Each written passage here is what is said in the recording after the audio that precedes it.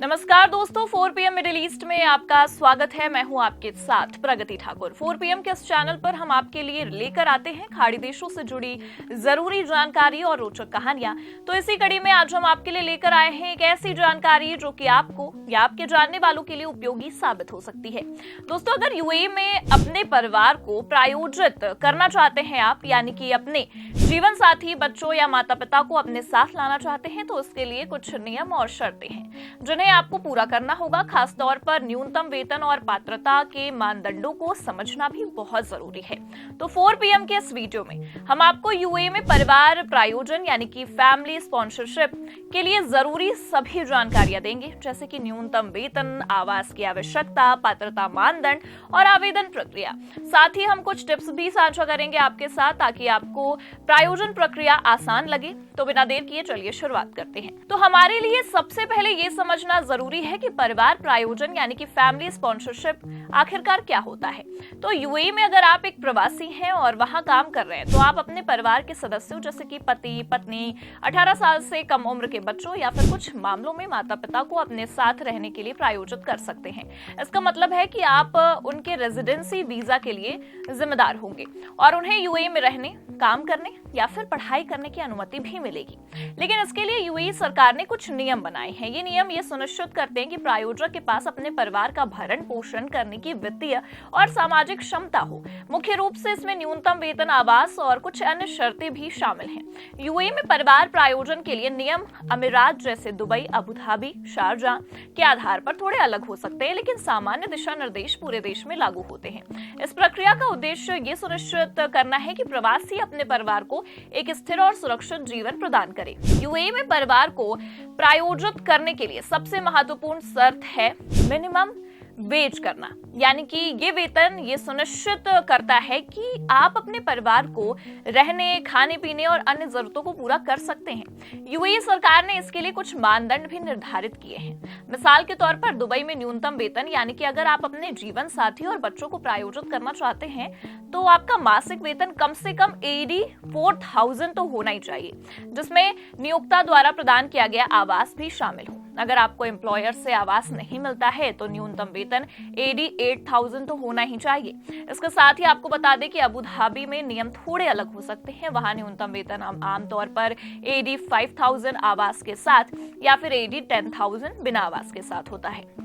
अब शारजाह और अन्य छोटे अमीरातों में भी यही नियम लागू हो सकते हैं, लेकिन कुछ मामलों में स्थानीय अधिकारियों के पास थोड़ी छूट हो सकती है। इसके साथ ही माता पिता को प्रायोजित करने के लिए अगर आप बात की जाए तो माता पिता को प्रायोजित करना थोड़ा जटिल है। इसके लिए न्यूनतम वेतन आमतौर पर 20,000 प्रति माह आपका होना चाहिए। कुछ मामलों में आपको ये साबित करना पड़ सकता है कि आपके माता पिता आपके ऊपर पूरी तरह से निर्भर हैं और उनके पास आय का कोई अन्य स्रोत भी नहीं है। और वही अगर आप एक उच्च कुशल पेशेवर हैं जैसे कि डॉक्टर, इंजीनियर या फिर शिक्षक, तो कुछ मामलों में न्यूनतम वेतन की आवश्यकता में छूट भी आपको मिल सकती है।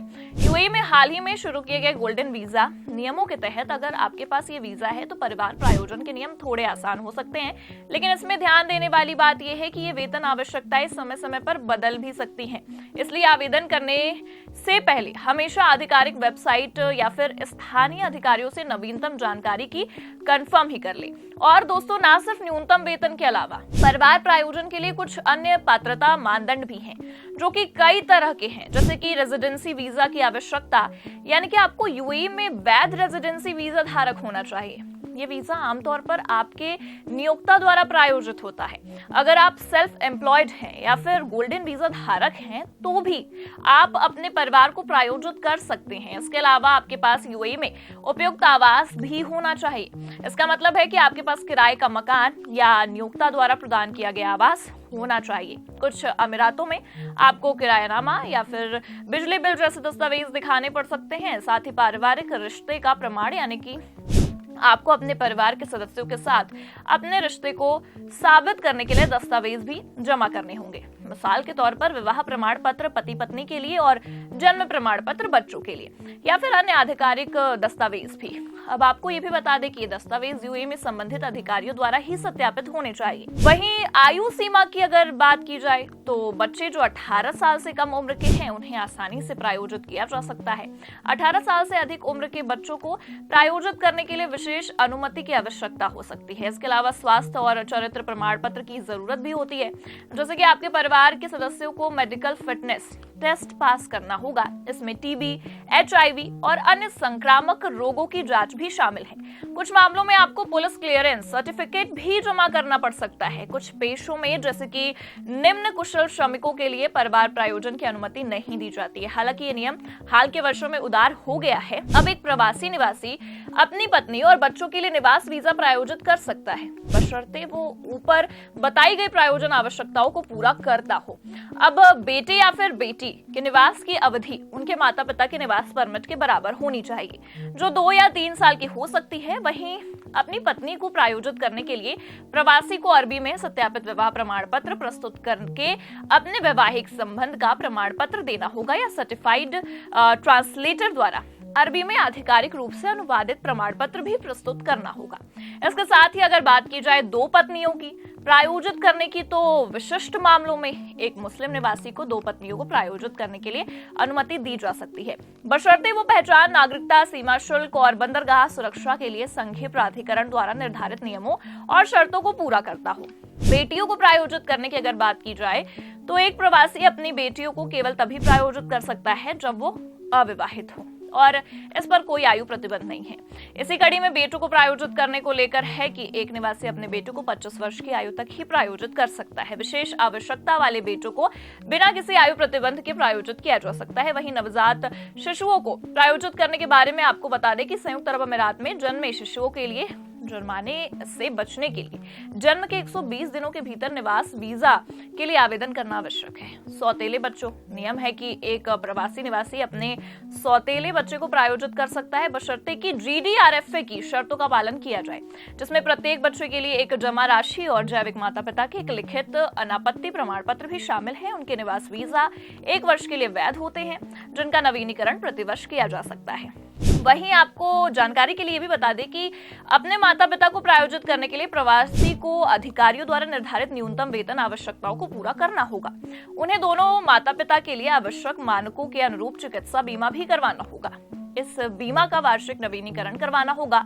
कोई भी प्रवासी इमिग्रेशन ऑफिशियल्स द्वारा निर्धारित अनुसार प्रत्येक माता पिता के लिए गारंटी के रूप में जमा राशि का भुगतान करके अपने माता पिता को 1 वर्ष तक संयुक्त अरब अमीरात में रहने के लिए प्रायोजित कर सकता है। माता पिता के लिए ये वार्षिक वीजा प्रायोजक के वीजा की अवधि पर ही निर्भर करता है।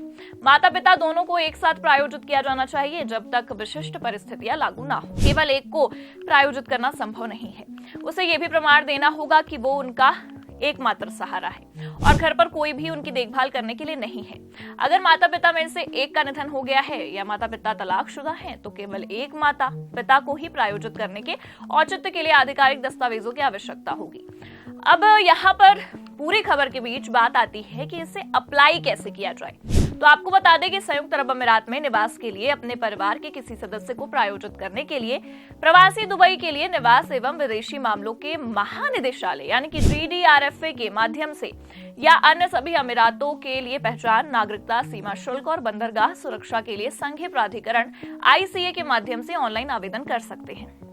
आवेदक निवास परमिट के लिए आवेदन करने के लिए अपने नजदीकी आमेर सेंटर या टाइपिंग सेंटर पर भी जा सकते हैं। इसके बाद फिर फीस कटेगी और मेडिकल टेस्ट होगा, जिसके बाद अन्य कुछ कागजी काम निपटने के बाद ही ये सब हो सकता है। तो दोस्तों, कैसी लगी आपको ये जानकारी हमें कमेंट सेक्शन में जरूर बताएं और ऐसे ही खाड़ी देशों की जानकारियों के लिए देखते रहिए 4PM मिडिल ईस्ट। नमस्कार।